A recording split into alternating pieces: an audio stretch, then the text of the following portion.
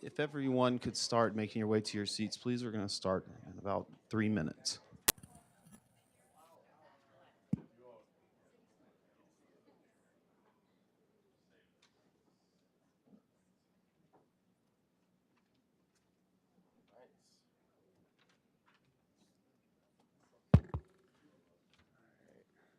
We'll just give folks about one more minute to come on in.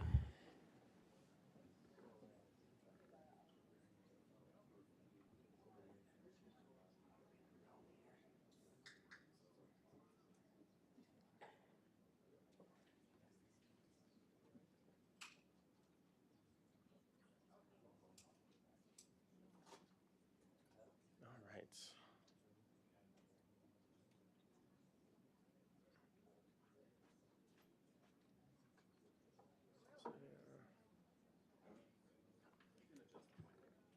Okay, I think it's all right. The Aspen Institute. I'm Matt Gutentag. I'm the Director of Research and Impact for the Aspen Network of Development Entrepreneurs, or ANDE. So for those who don't know us, ANDE's a global network of almost 300 organizations that are dedicated to propelling entrepreneurship in emerging markets. And we're really delighted to be hosting this event today with our friends from Village Capital, Emory, and the University of Oregon, because it really represents a major milestone for a partnership we formed with Emory back in 2015 called the Global Accelerator Learning Initiative, or GALI, which had the extremely ambitious aim to become the first major effort to help the sector understand the impact of social enterprise accelerators. And I was actually first involved with helping to support GALI at its founding when I was at USAID. And over the last 4 years, I became so impressed by what GALI had accomplished that I couldn't sit on the sidelines any longer and came over to ANDE to work on it directly last year. Now at ANDE, everything we do is geared towards helping the practitioner community. So to achieve its goals, GALI has to use rigorous research methods to ensure the confidence in what we're learning, while also maintaining a strong engagement and feedback loops with the accelerators, investors, and funders who are ultimately the ones that are going to use the data that we're producing under GALI to make decisions. And so what you're going to be hearing about today and why we're just so excited about it is because this is an incredible encapsulation of both of those goals that we have under GALI. The publication of Observing Acceleration, which is a first of its kind book that provides a really uniquely broad and data-driven analysis of social enterprise acceleration from over 100 accelerator programs, alongside a deep dive from our friends at Village Capital, who are a cornerstone accelerator partner with GALI, and can now combine the extensive data that they have from GALI with other in-depth qualitative and quantitative analysis to be able to speak to the effect that their programs have, and it's particularly their radical peer selection model, which you're going to hear about today. So we have a great lineup for the event today to dive into the findings from all of this new research. So in a minute, I'll turn it over to Brian Goebel from Emory to give you a bit of an intro to their social enterprise program, which really seeded this research effort. And then we're going to hear from Dr. Sarab Lal from the University of Oregon, one of the co-authors of the book, and Heather Matranga from Village Capital for some background on the report. And then finally, we're really excited to have Lydia Dishman, a journalist who covers the startup scene in business for Fast Company and has also written for publications including the New York Times, Slate, Forbes, and others. And she'll be talking with both Heather and Dr. Peter Roberts from Emory, the other co-author of the book, about the implications of this research for the work of accelerators, investors, social enterprises, and others who are interested in this topic. So with that, I will turn it over to Brian.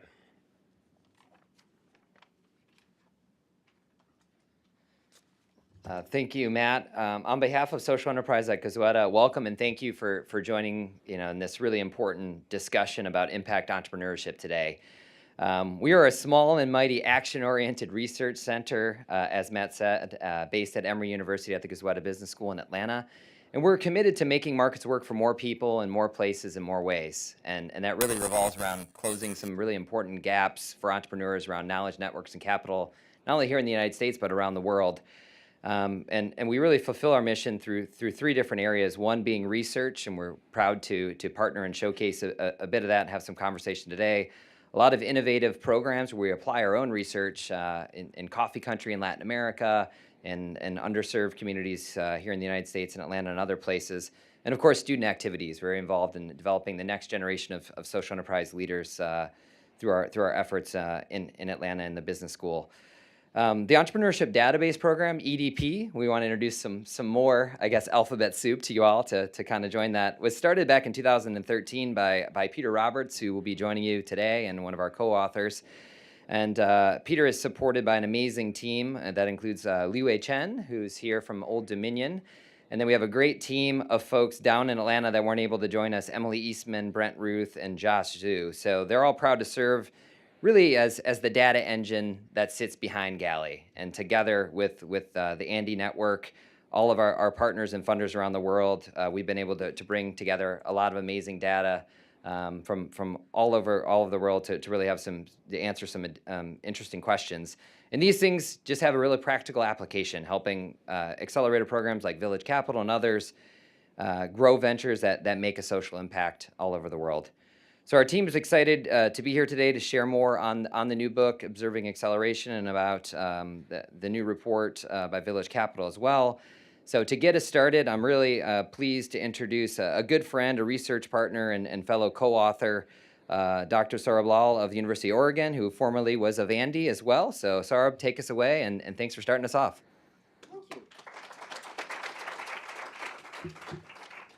All right, so I'm going to be pretty brief. I'm going to sort of set us up for what we're actually talking about with this book. But before I do that, I want to just kind of get a show of hands. So raise your hand if you took an Uber to get here. All right? Raise your hand if you've stayed at Airbnb ever. Okay. Raise your hand if you use Dropbox. Okay. So these are usually the types of ventures we hear about when we think about accelerators, right? And most of the accelerators we think about or we hear about, this is for folks in the room that obviously are more familiar with accelerators, we think about tech accelerators in Silicon Valley. And the startups that go through those accelerators are the ones that get these unicorn valuations. But what we're trying to do is a little bit different, right? Because these aren't the only types of accelerators, and these aren't the only types of ventures. There are thousands and thousands of ventures that are trying to create impact in some way. Sometimes those are social entrepreneurs working in areas like energy access, working in areas like education. Sometimes they're accelerators that are trying to support marginalized entrepreneurs, so entrepreneurs from minority communities, entrepreneurs that maybe don't work in the kinds of strong ecosystems like Silicon Valley. And sometimes they're just entrepreneurs that are going to lead to some sort of economic development and job creation. And so those are the types of accelerators we're focused on. And the reason these are so interesting is because, well, the types of changes that these entrepreneurs can create are truly groundbreaking. So it really is important to us to understand whether these accelerators work or not, right? And to add on to that, well, most of the accelerators that do work with these types of entrepreneurs get funded by government agencies, they get funded by foundations. And so it's even more important to know, are those investments in those accelerators actually useful? Are they effective? And so when we started this program, a few years ago, this was back in 2013 or 2015, we started to see, a lot of accelerators popping up everywhere, right? All over the world. Accelerators were the new thing. And one of the questions that started to really come up was, well, are these things working? Do they actually work for entrepreneurs that are going through these programs? And when we started this, to look at this question, this is a pretty big question. Do accelerators work, right? And we actually worked initially with Village Capital to do a survey of accelerators, and we found, well, it's really hard to get data on entrepreneurs. If you've worked for an accelerator, it's really hard to get entrepreneurs to respond to surveys. And most accelerators we worked with weren't really able to track their performance really well. Village Capital at that time was starting to partner with the Social Enterprise Center at Goizueta. in piloting this new idea that what if we collect and standardize application data, right? So these are the questions that entrepreneurs complete anyway when they're applying to accelerators. And what if, instead of asking all of these questions in different ways, we just ask the same questions? And then a year later, we follow up with not just the accepted entrepreneurs, but also the rejected entrepreneurs. And this was the seed of the idea. When we started to get that question, though, do accelerators work? Well, this is helping us tackle that question. But what that led us to was a much larger partnership. And that's sort of the partnership that, today is over 100 programs. Actually, now we're almost 300 programs. We've standardized data from all of these programs. We're tracking them longitudinally, and we're able to actually look at the effectiveness of accelerators. So we can start to at least answer that question, does acceleration work? But what that does is give rise to a whole set of new questions. Questions like, well, when does acceleration work? What aspects of acceleration work? Is it just selection? Or is it the programming? Is it mentoring? Do accelerators work for everyone? Do they work in all places? And so as we start to think about that big question, then we start to break it down into these smaller questions that maybe are a little bit more interesting and also probably more useful from the perspective of an accelerator program manager or maybe an organization funding accelerators, right? Because it's great to say, sure, accelerators work, but what do you do with that information? So those are the types of questions this book tries to answer. And what I'm going to do is just kind of give you a brief preview of maybe 3 findings. And Peter is going to talk a little bit more about those findings in his discussion later. So the first thing is, well, on average, accelerators do tend to work. Okay, so one of the things most accelerators, entrepreneurs going through those programs, right? So they want to drive more investment, they want to drive more revenues, and on average, yes, accelerators tend to drive more revenue and more investment into participating entrepreneurs. But that's not the whole story, because the difference between the bumps in revenue and investment for participating entrepreneurs isn't actually that huge. And it's only when we start to break that apart, we see that the real interesting stuff is happening at the tails of the distribution. So accelerators are great at accelerating the most promising entrepreneurs and maybe decelerating the least promising entrepreneurs. So they're actually helping them fail faster. That's one thing that Peter's going to talk a little bit more about. The other thing that gets really interesting is when we think about accelerators, well, it's great to see, accelerators are working, but are they actually working for everyone? And are they actually working everywhere? And again, one of our findings is that, well, in a lot of emerging markets, accelerators aren't actually able to drive the kind of investment they are in more developed markets. They are still effective in driving revenues, but not so much at driving investment. So maybe accelerators aren't working everywhere. And again, we're not sure whether that's because of accelerators or because of the larger ecosystem, right? So these are bigger questions for us to think about. And the last finding, and again, this is something that we are still a little puzzled by, but we're also gratified that folks like Village Capital are exploring this further, is that accelerators don't often work for female-founded ventures.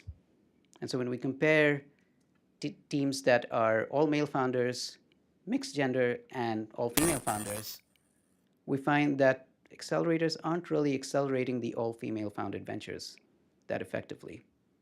And that's still an area of concern, which, of course, is something that folks like Village Capital are, leading the charge on and seeing how we can assess and overcome some of those gaps. So these were just some of our themes. And what I'm going to do is just, turn it over to Heather Matranga from Village Capital, who's a senior manager there, and also one of the co-authors of the report that she's going to talk about. But before I do that, just one last thing. I do want to also just recognize that, this book didn't happen just because Peter and I wrote it. There were a ton of people that were involved in this book in many, many different ways. Some of them are in the room, so, if you see them, Go talk to them. They know a ton more about accelerators. So you should, definitely reach out to some of these folks here. All right. So Heather is going to say a little bit more about the Village Capital Report.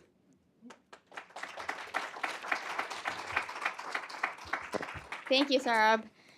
Thank you for hosting us, Andy. We are very excited to be here to talk about an exciting new report. As Saurabh mentioned, Village Capital has been part of the Galley Entrepreneur Database Program since its inception in 2013, and as a result, we were able to conduct an in-depth analysis of our programming to really understand whether it's effective.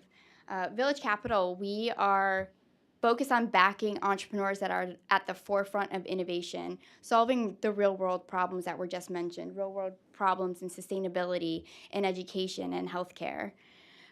The objective of this research was really to test an hypothesis. Can we change the process for deciding who gets a seat at the table?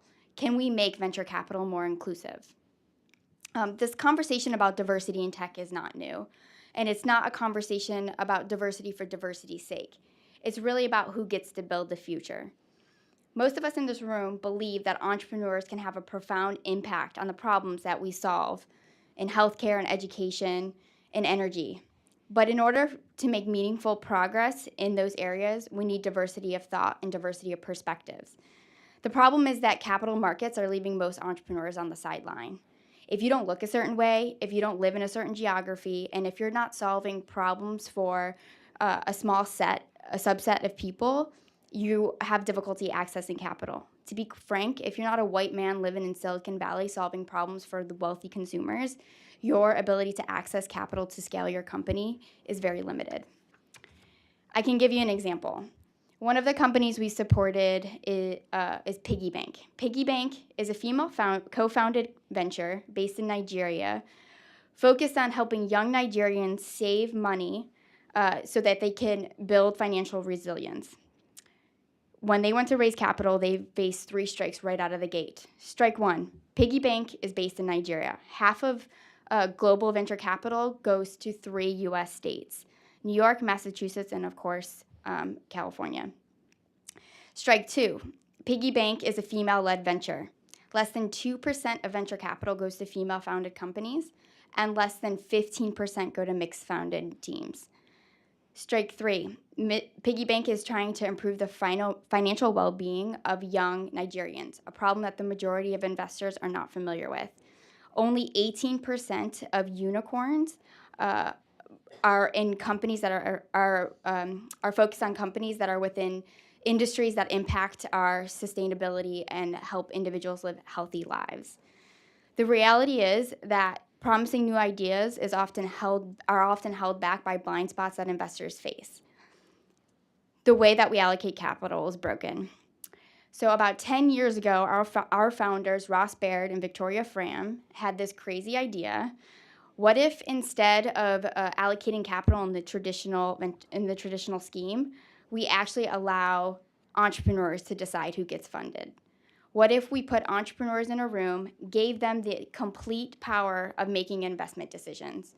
And this is what we've done over the past 10 years. We've facilitated over 100 investments through this process that we call peer-selected investment and run over 70 programs.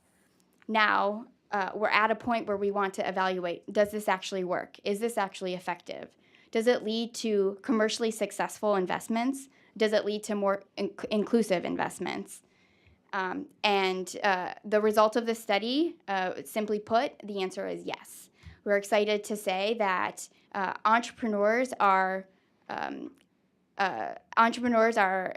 evaluate their peers successfully on a commercial scale, and they do so in a way that mitigates gender bias. So with that, I can welcome our panelists, or my fellow panelists, to the stage, and we'll talk about this in more detail. Thank you.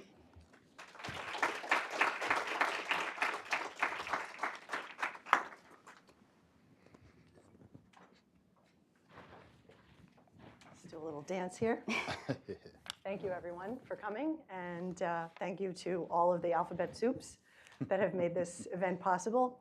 I want to start by telling you a story because it's not often that you find empirical evidence in the wild, if you will, that gets supported by research. So it kind of went backwards. But I've always covered workplace issues, and that's evolved over the last decade or so. But what I was continually running into were the challenges faced by female entrepreneurs, especially female entrepreneurs of color. And so this one woman that I was interviewing, Leslie Feinzeg, she said, you know, she had started her own business, and she came with an incredible pedigree. She had worked at Microsoft, she worked with Clayton Christensen, and she had a number of leadership positions in very high-profile startups.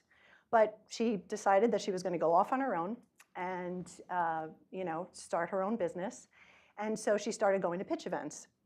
And lo and behold, you know, this wonderful presenter always came off the stage thinking that, you know, I knocked it out of the park. And sure enough, she would always win Best in Show from the fellow entrepreneurs. But when it came time to be judged by the largely white male investors, she would always lose out to a white guy. And then she would meet investors one-on-one, and they would tell her, oh, you're very charming, but you know, your business is too niche. Now, this business was definitely you know, based in child-centric business, but she had month-over-month revenue growth, which is what investors are looking for. She had, you know, growing market share, and yet they were still telling her, you know, maybe next time, honey. So what she did was she started her own thing, Female Founders Alliance, and it's not exactly an accelerator, but one of the things that they do is they do this kind of boot camp for female entrepreneurs. And the problem was because a lot of them wanted to go to accelerators, but maybe they had families at home, and so they couldn't, you know, take off to Silicon Valley for 3 months and spend all that time there. So this was kind of a way that it was leapfrogging over those challenges. And so I was, you know, particularly interested to read about this new research that, you know, it, like I said, it doesn't often happen where you see the actual statistical significance showing up, you know, because I was always suspicious that this was the case. So without further ado, I'd love to talk to both of you about the findings.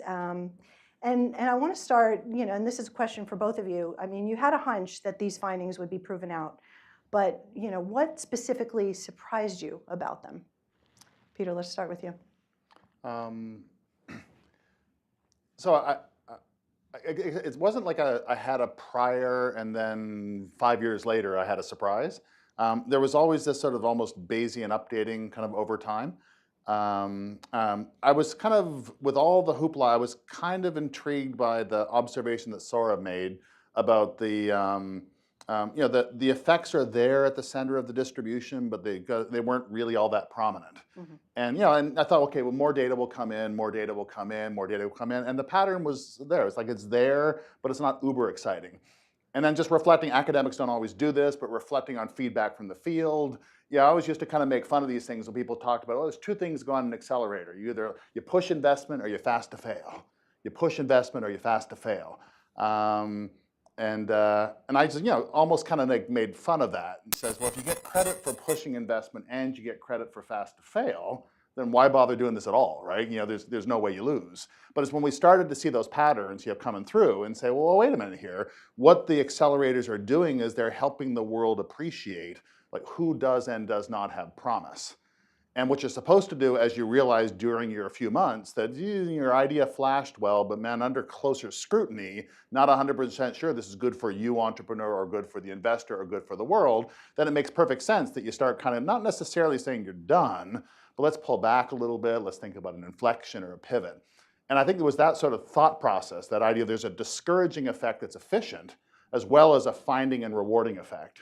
Mm-hmm. And the final thing that I end up being very disappointed was the observation of what happens with the women entrepreneurs. Mm-hmm. I find it to be very, very distasteful at the end of the day, and not blaming anybody, that the all-women teams that come through the door were having a really, really hard time attracting the outside equity investment clearly get the discouragement effect, right? So if you're down there and in need of a pause or a pivot, you know, the women entrepreneurs are getting that in spades, right? But what they're not doing is they're not getting the bump on the upper end. And so that sort of surprise about sort of refining the question for me and allowing us to kind of go ahead and just think, like, I firmly believe that the underlying promise is there, and we just have a lot more thinking and work to do.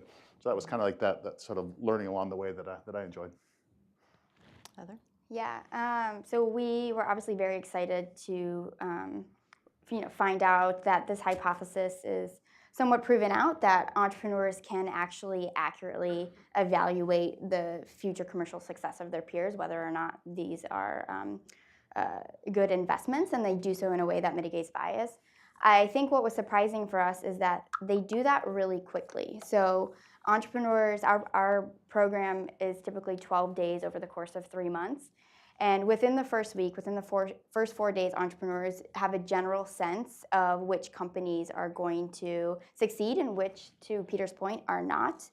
And that isn't related to how far along the company is when they come in. So we had a theory, or have heard from entrepreneurs, that the way that they are evaluated is based on how far their company has progressed at the time of the program, and that's actually not true. There's something else that entrepreneurs are picking up on when they're evaluating each other. Something, more soft due diligence. It's not hard numbers. It's probably the way that the team and the founder are presenting their company, and how they are receptive to feedback. So coming off of that, especially with the peer evaluation, investors often ask men different types of questions than they ask women. So, you'll hear the positive opportunity, whereas for women, you'll hear risk. So did you observe similar patterns of those participating in the peer evaluation? Were they asking those type of questions, or were they a little less biased? So the way that we conducted this study, we looked more at the outcomes of the program. We are in the process actually of launching a follow-up study that is going to look at that exact question. Are the male entrepreneurs evaluating the female entrepreneurs differently? So are we seeing this mitigation effect as a result of diversity of perspectives? Or is there something about the amount of time that they're spending with each other? Did you observe anything male-female related? It's obviously different. So the good news about being the quantitative-oriented academic, right? By the time the data come to me, they're typically in purely in numeric, fashion. So you don't see it? Don't have that same. No, I don't have a sort of a direct line on that. I do think some of that idea, when we looked at the effects of what happens through an accelerator program versus what happens before and after.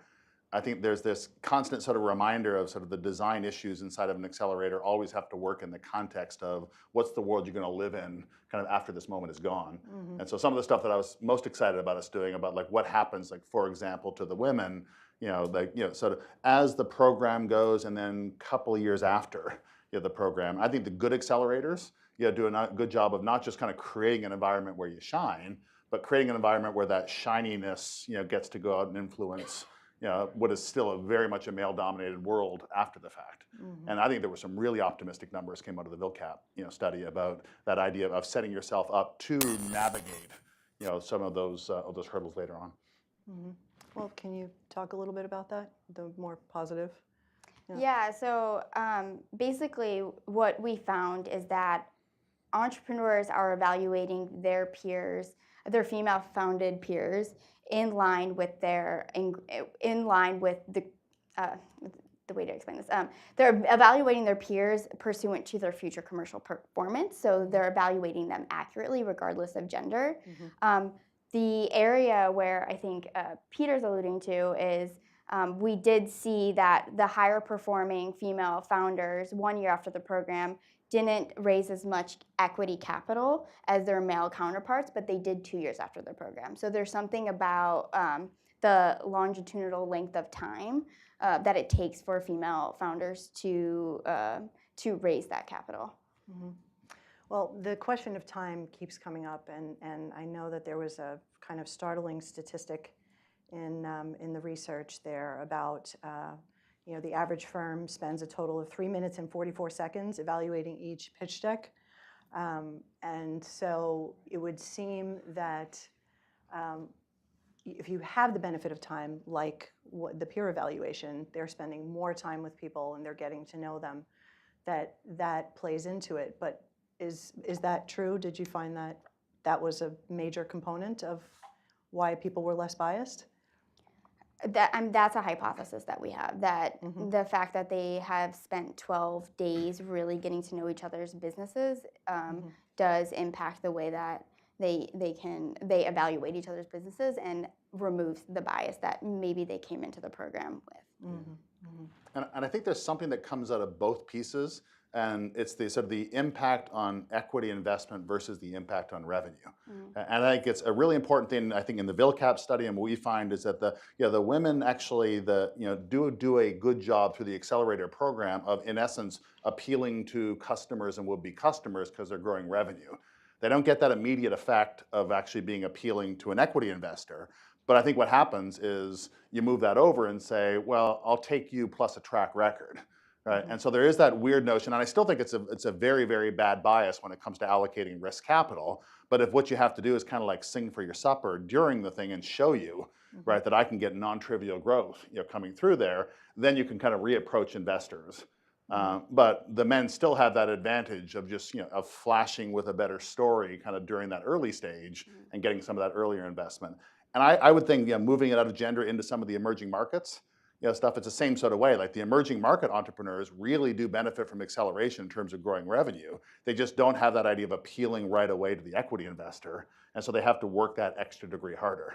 And so I think that whole idea of almost like recasting some of these benefits, I double down. It makes me more and more convinced that the underlying potential is there, and more convinced to some of the things that your story at the beginning talked about. It says that we're just not really, for something that's supposed to be risk-oriented capital, we do a very, very good job at the edges of our frames, and I think that's what we have to kind of work on. Well, one of the things that surprised me was that there was no significant difference in, with respect to age and educational experience. And when you are, a recruiter, let's say, looking to hire a talented person, that is a huge bias. A lot of times, no one really talks about ageism. That's the diversity issue that flies under the radar all the time. And I was told that it's because everybody gets older. So it's like, but it's a thing. As is educational background. Some people will only look at candidates from Ivy League schools. So how does that play in to the research or not? Do you have any hypothesis there? So the nice thing about having access to the data that we have is that we have a lot of information about the credentials and kind of what you bring to the table that ostensibly the investors are supposed to be looking at as surrogates for potential. And and a lot of our kind of things like the emerging market ventures, there's no entrepreneurial experience out there. There's on average more entrepreneurial experience kind of among the emerging market entrepreneur pool. Now, for whatever reason, we just choose to discount that because it's associated with an emerging market entrepreneur. I think a lot of that, when we went through the exercise of saying, listen, I understand the first thing that some cynical people are going to want to do when they see a deficit attached to the women, they're going to say, well, you're just bringing different things to the table. And the answer is, yeah, in some cases you're bringing different things to the table, but oftentimes you're bringing better things to the table and they're just getting discounted. And so all this kind of standard stuff that says, it's not about the way we make decisions. It's about kind of you as a reservoir of credentials. And I just think enough people have to look at this and say, no, there's nothing in the observation pool that suggests that's driving the biases. So just set that aside and actually come at these things like there are biases. And so I think that's one of the things that data can do for you if you take them seriously, is kind of going, no, you can't hold on to that because it's not consistent with 6,000 observations, 1,100 observations, et cetera. So piggybacking off that a little bit, you were talking earlier about the personalities and the storytelling. And obviously entrepreneurs have to do a heck of a job selling their business to investors. And so in a certain way, it seems like it could very easily devolve into a popularity contest, like this woman that I was just talking about is, who's got the charm and who's got the charisma. So how do you, Heather, see that playing out? I mean, was there sort of some unconscious bias at work there as well with personalities? Yeah, we get that question a lot. It's a really good question. We also get to take that sort of to the negative of, is there colluding, or is this sort of like Survivor? Yeah, Those exactly. sorts of questions. Yeah. The way that we, not to get too in the weeds of our peer selection process, but at the risk of boring everyone, but the way that the process works is the entrepreneurs rank each other according to 18 different variables multiple times throughout the program. And we use a Z-score to as a statistical method to account for bias in ranking, which makes it more difficult to kind of game it or collude when you're actually doing the ranking. We also require it, have the process as completely transparent, so entrepreneurs know how they fared in the eyes of other entrepreneurs. They know who ranked them high or low, and we facilitate conversations about where there are risks in their business and where the entrepreneurs might see opportunities in their business. But to your point of, so that helps alleviate some of the concerns around colluding or not putting your best foot forward when you're actually evaluating a company. But to your point about popularity, there are anecdotally, we have seen that companies that are more helpful to their entrepreneurs, or really spend the extra time to provide feedback or work late with the entrepreneurs, do sometimes tend to perform better in the rank, but that's not necessarily a bad thing. There might be something correlated with that inherent personality trait and the success of their company later. Particularly as this research is showing that entrepreneurs are accurately ranking each other, are accurately evaluating each other on a commercial scale. You have anything to add to that? You're nodding vigorously. Yeah, no, it's because there's a part of me that says like we always end up framing this thing the same way. Like equity in a weird way is a popularity contest, right? Because I'm going to grab onto you with the hope in a certain amount of time, a bunch of other people are also going to get excited about you. And we always end up kind of framing these things. You put the extra burden on the women to kind of say, okay, you got to think about how to become more popular, or the accelerator programs.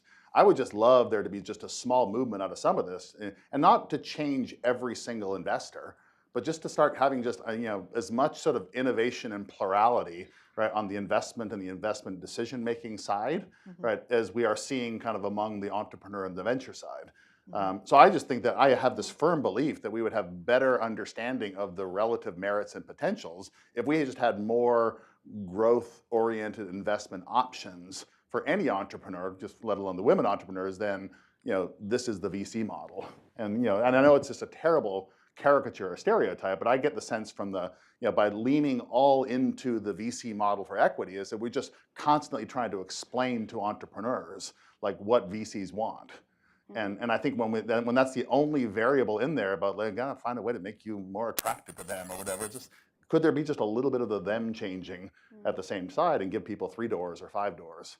And that's why I like some of your guys' experiments on things like revenue-backed financing, that we're going to make decisions based on different ways, like the prospect to grow revenues, right, in the short run.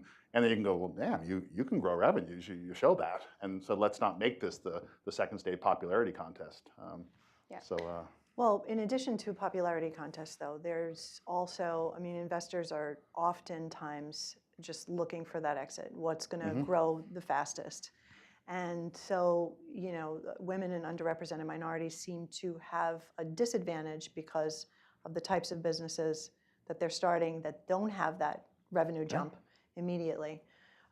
So, I don't know that we're going to come up with an answer right here, but what are we seeing that might offer a ray of hope that things might change? I think Peter kind of touched on it perfectly. We need, as an industry, to innovate in how we support entrepreneurs. So peer selection is how we evaluate or identify what could be great investment opportunities. But there's also, entire work that needs to be done around the type of investment structures and the way that we're supporting those entrepreneurs. Equity isn't the answer for all companies everywhere. And one of the things that he's alluded to a couple times that came out in this study is that women entrepreneurs, female-founded entrepreneurs, the high-performing ones, are outperforming when it comes to revenue, but underperforming when it comes to equity raised after the program. And that is likely due to a ton of, of the factors that we've already discussed, the bias that exists within, if we're using equity as a metric of success, it's in itself flawed because it is subject to all of the implicit bias that exists in the venture capital dynamic. So what if we think about things like revenue share or other alternative investment structures that can finance those businesses early on and help them grow? I know that we talked about this briefly, but I wanted to go back to it. So do you think that women in general fare the same as underrepresented minorities in accelerators? Is there a difference there? And what about within peer evaluated? So both of Yeah, you. my answer will be a little bit shorter because we don't have the same capacity to touch on that kind of in our, but when I look at sort of similar patterns among kind of, the all women founding teams and the folks, kind of founding, businesses in emerging markets, that sort of suggests that there's a general category of sort of disadvantage and marginalization that when you see similar patterns in, there must be something similar about that. We didn't get a chance, unfortunately, to look at ethnicity, in our data set because we have this desire to look at it kind of broadly across countries, and it's a bit more challenging. But I don't know if you picked up stuff. Yeah, so that was going into the study. That was something we were very interested in evaluating, and something that's extremely important to us. Unfortunately, we faced significant sample size constraints. So at this time, we're unable to really look at the data and pull out anything that's statistically significant just due to the small sample size. When you start evaluating companies or start taking out certain variables of companies, your sample size decreases. Our hope is that in the next couple of years, as we continue to support entrepreneurs and continue to scale our acceleration model, that we will be able to collect enough data through the Entrepreneur Database Program to actually look at that. I mean, it would be great one day to evaluate how do women of color in fintech in sub-Saharan Africa fare compared to the general pool. But right now, unfortunately, we're just not there. So that's a plug for collecting data, which is a huge lesson we learned from this, just the importance of collecting data. So the mixed gender teams tended to perform better on revenue than all female or all male teams. Am I right? Yep. Yes. Okay. So this obviously makes a business case for diversity. So why is it such a hard sell for investors? I don't know. I just, because to be honest, and again, you go naively, you kind of going, hey, if it's bad to be a woman, good to be a boy, then halfway in between, you should get the mixes. And you're kind of going, it's good to have some, but I mean, and you get it. So it's that we just need a place to spend more time looking at that. And I think it's one of those things that, the discussions around diversity, we have to be just a bit careful about relative to the discussions around bias. And so like the idea, I think this speaks very well to sort of issues of, founding teams that have, different kinds of viewpoints and different kinds of perspectives, et cetera. I still kind of want to, almost like not have that lost in the fact is I just cannot believe in the context where we want a lot of these socially oriented businesses to come from, and in the context of some of the general societal problem, issues related to homophily and challenges for women to find themselves, effectively in peers and kind of mixed gender network. It's harder to be in the mixed gender category in a lot of cases than it is in the all women. So I'd like to keep those two things separate. But then I'd also like to kind of point out that, that anybody thinks that there's just some sort of general problem kind of associated with having minorities or women on teams, the fact that mixed piece, looks not just okay, but looks like really good, is something that sort of says just, change the, the faith that we have, right, in certain kinds of teams. Do you want to add anything to that? Yeah, no, I mean, I think a lot of it is the bias that, whether unconscious or conscious bias that investors bring to the table, investing in who they know and what they know. So if you're investing within your own network and you're a white man that went to Stanford, then you're investing in companies that reflect that. Well, pattern recognition. And we're all susceptible to that. Thank you, amygdala. So we know that this is better, and we know that venture capital and angel investing needs to change. So how can we position ourselves to sort of be advocates for more diversity? I mean, because everybody could do something, couldn't we? So I think there's one thing, and I think this might be getting a little bit repetitive, but it's the way that we frame success. Right? So you all start and we talk about unicorns and we talk about the need for growth and huge scale, and we all want that. And the moment you sort of almost start framing that way, you sort of says, I need to find the one potential huge in here. I think you're immediately framing in a world that's very, very comfortable to one kind of investing.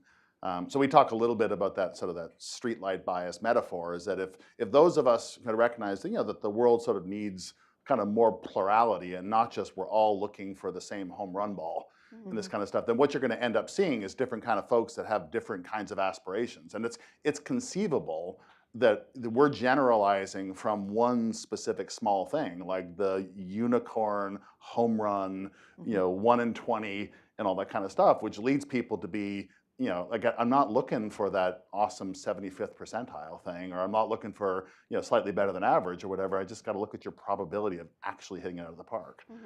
And I always say with a certain sense of humor, when people see talking about the importance of more unicorns, you go, you do know your metaphor is a mythical beast, right? So like we say, we need more unicorns. Well, I used to say that. My son used to say that too when he was very young. So I think that there is a world out there where if we began to actively look for more different things, then almost by definition, we're going to be actively thinking about kind of more different kinds of founders. As opposed to that idea of saying there's 8 unicorns so far, and they all seem to be all male and come from Silicon Valley. That just seems rife for producing a bias. Right. So how do we bust out of that pattern? I just stop looking for unicorns. I think it's stop showing people the VC door. I said there's other doors. There other should be other doors. Okay. Yeah. Try door number 3. Try door number 3. Experiment with new Yeah. ideas of supporting these companies. Basically, what you're saying is, don't no longer stay with the status quo. It's time to change the way that we are backing entrepreneurs. The venture capital Silicon Valley model just isn't working for everyone. So for the investors that are trying to consciously break out of this, they are typically advising the entrepreneurs that they're investing in. So what are some of the challenges that entrepreneurs face when they're in an accelerator program that an investor could help them through? Oh, I stumped them. Once again, you said in an accelerator program. Yeah. So I think one of the things that's really important for at least companies that are come through our program is to come with an open mind and to be receptive to feedback. The entire goal of an acceleration program is to accelerate your business, which means that you want a group of mentors and peers providing you constructive feedback, which sometimes is very difficult to hear, but actually taking that feedback and incorporating it into your business rather than being defensive. Those are the entrepreneurs that we see as most successful. Okay.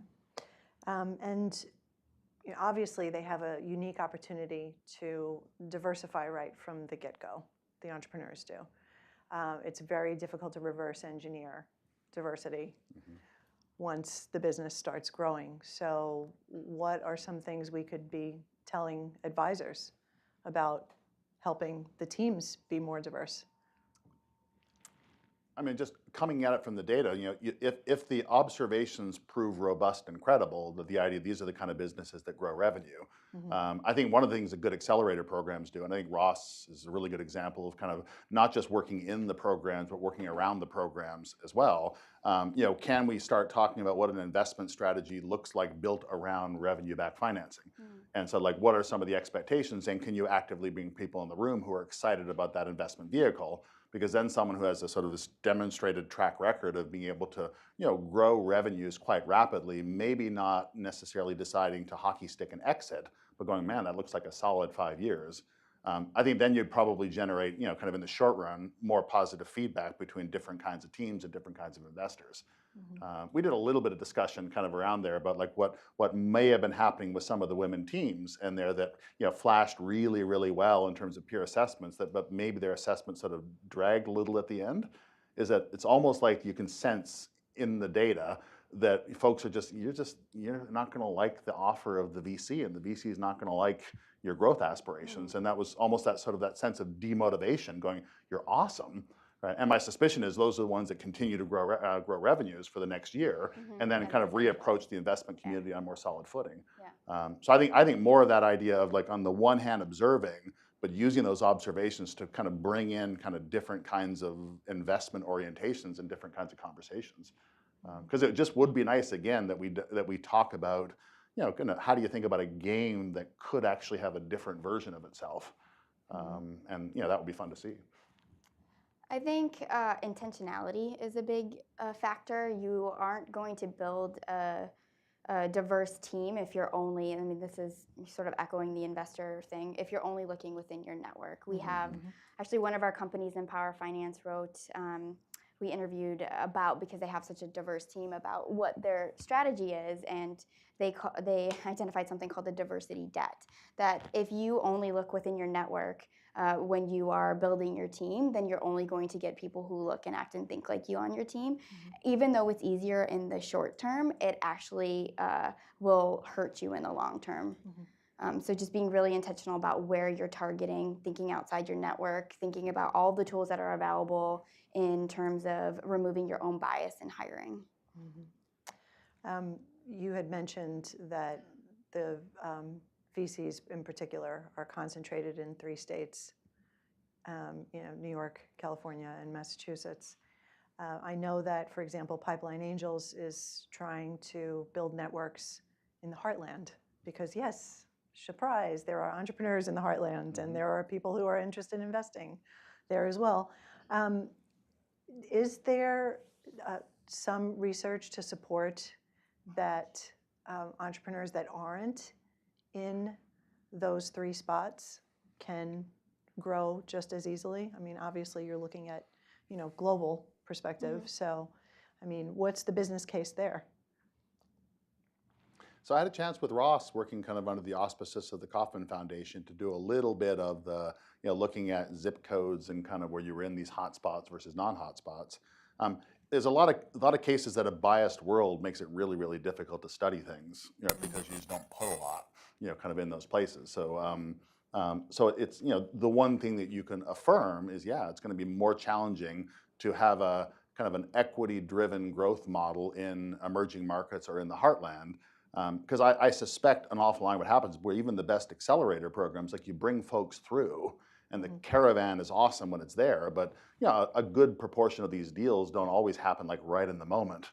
And if the caravan just keeps on moving and you don't really know where it went, then you know what you're going to have is you're either going to have someone says, "Listen, I'm very dissuaded, and I'm not going to be able to observe you," right? Or you're going to be one of those things that are going to say, "Man, you know, I went on a slightly different trajectory, and you just chose to stop looking."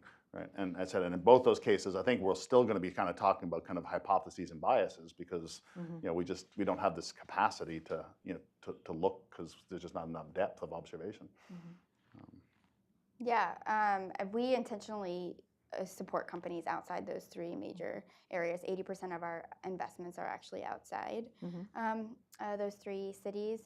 So in our estimation, there are significant opportunities for success for these companies. Going back to what Peter said before, you have to recalibrate what you mean by success. Are we talking about a unicorn? Are we talking about a sustainable business? Are we talking about you know, a business that could disrupt an industry? Absolutely.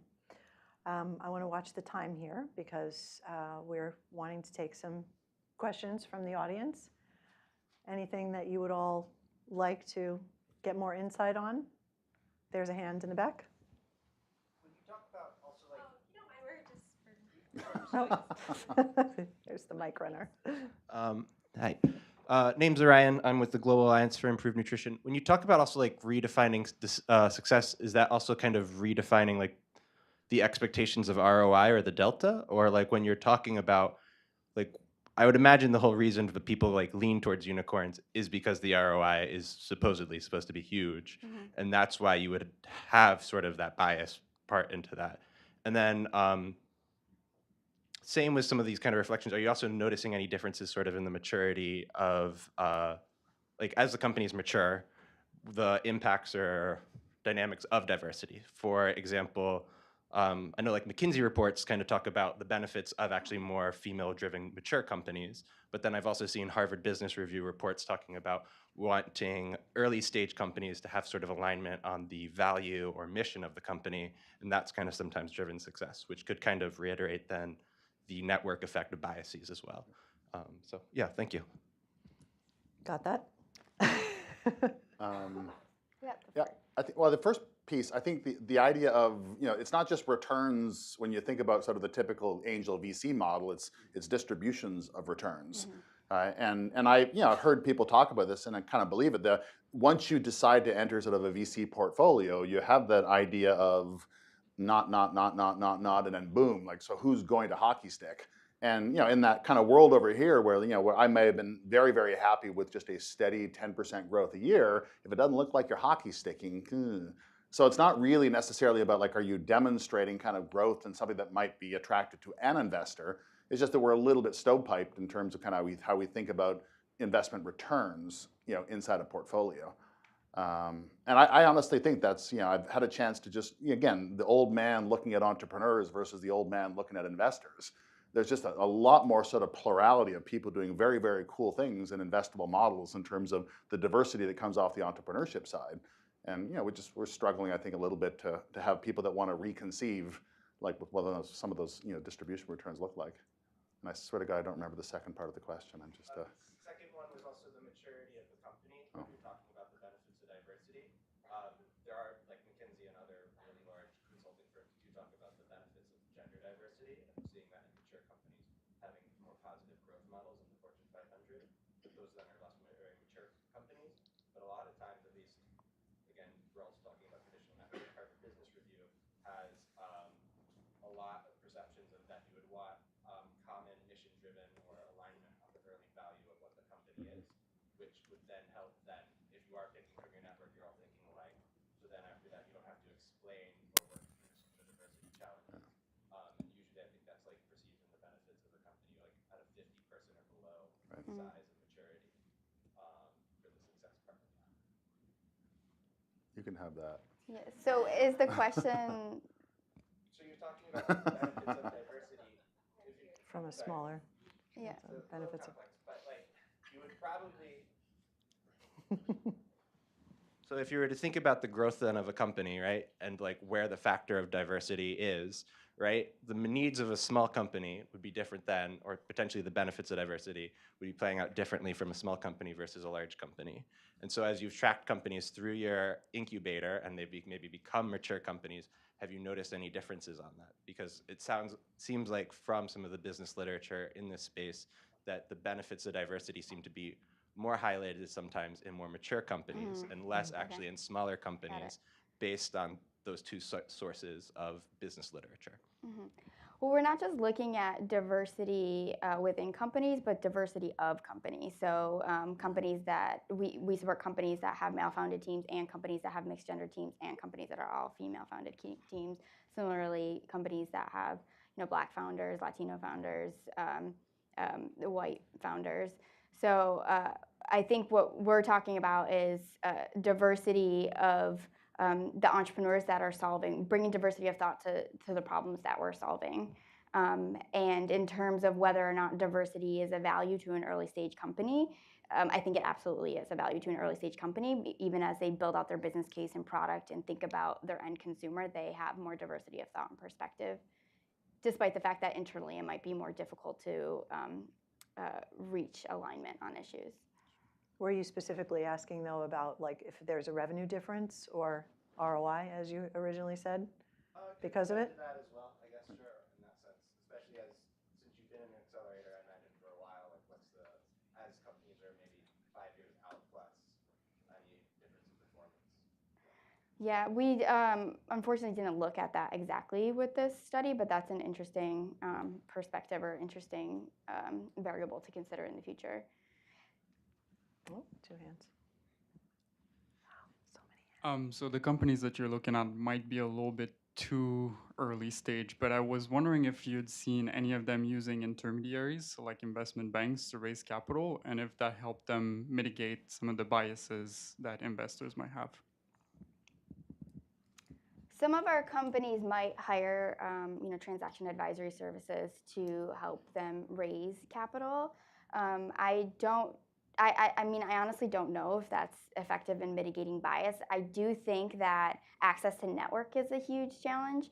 And so a lot of companies come to accelerators like Village Capital or other programs to meet investors and to meet potential customers and other stakeholders where they otherwise wouldn't have a platform. So it's really important for intermediaries to be intentional about the types of companies that they're supporting so that we are broadening the network, the access to networks.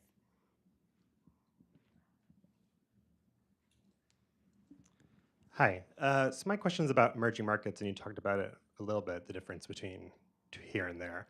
So I work with a lot of organizations that are launching new accelerator programs in probably more up and coming emerging markets where they have their first accelerator ever. And they sort of Google like what is happening with Y Combinator and sort of follow that model. So my question is like, are there things in the research that came across that like everyone's getting wrong, and like certain things that we're pulling into these other markets that we really should be avoiding when we're designing these programs? Yeah. So I think it's very important to sort of track that notion of the genesis of the model, right, to kind of other places. So we have that one version of kind of like tech in Silicon Valley to other places in the U.S. But I think Sarah would agree is that I think as you get closer to those like the ecosystems with greater deficits, I would say in this combination of observation and faith, there's something in the accelerator construct, but it has to look different.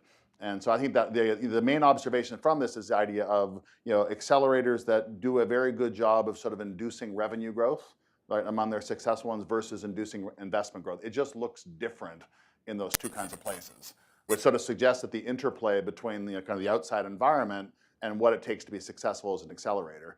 And I imagine if you go one step further, which is that new wave of like putting these entrepreneur support companies in places that just seem downright non-intuitive, sometimes, then you probably, or you might get into that same kind of problem over there and saying, gee, if it's as challenging to drive revenue here as it was to drive equity investment there, what is the actual role, all right, of an accelerator?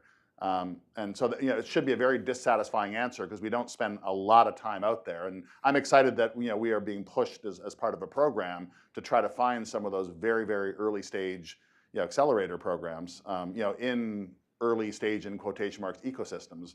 But just as a slight aside, they also tend to be very difficult to collect data from, right, and that kind of stuff. So it's an excellent question where I'll be dead before you have the answer.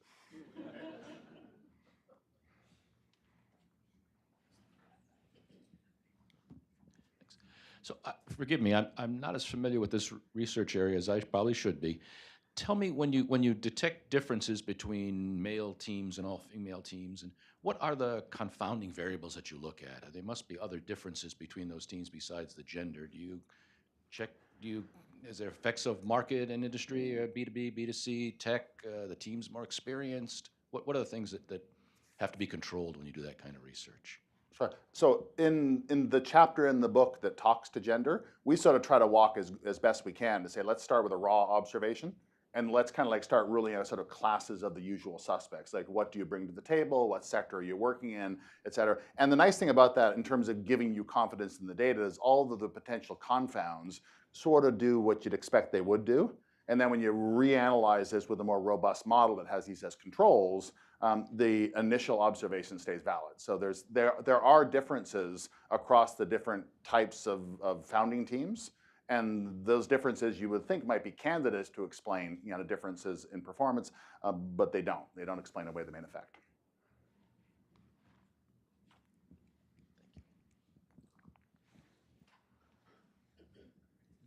Thanks. I think some of your earlier research on accelerators had looked at which practices or services offered were more effective or not. For instance, I think providing introductions to networks could be more effective than financial training. Do you have any further insights around that?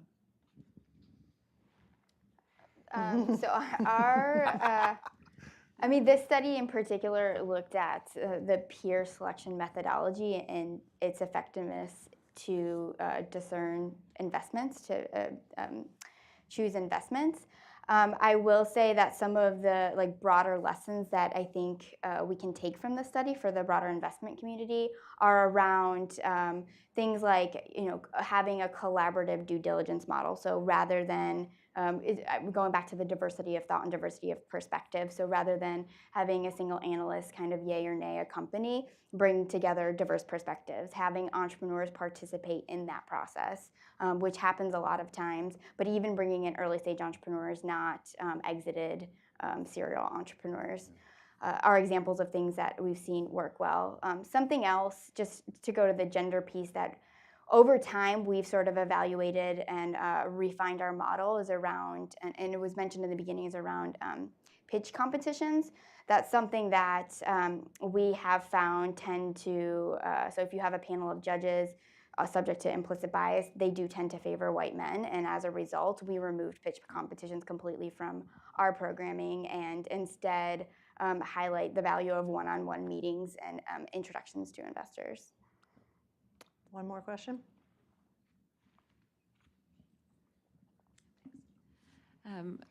In my experience, it's been interesting to see how the culture of a company is really important as it scales over time.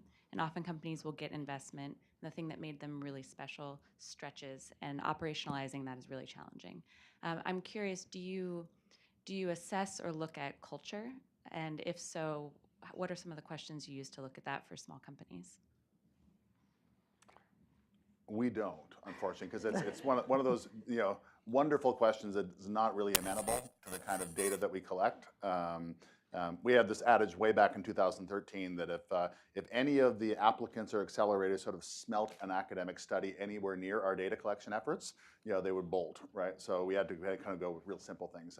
We don't tend to yet track them long enough to sort of pick up some of the kind of the softer relationships over time. But I know that you guys have had a chance to I love working with these guys just because of the blending of the external data, but also the internal quantitative and qualitative data. So. Yeah. So when we're evaluating companies to come into our program, we do look at their team and evaluate their team dynamics and ask questions about who was on the founding team. We like to see multiple founders.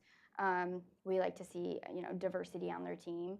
And then once they're in the program, we focus because the team is core to helping, helping a company grow and scale. We focus a lot on helping them build their team to the point of being intentional about who they're recruiting, not just for diversity, but you don't recruit for an org chart. You recruit for things like culture fit and what you think your needs are going to be in the next 2 years or 18 months or whatever the case. Awesome. Well, thank you all for your contributions and support. This has been a terrific event, and we invite you to stay for food and drink and networking. Thank you. All right. Thank you.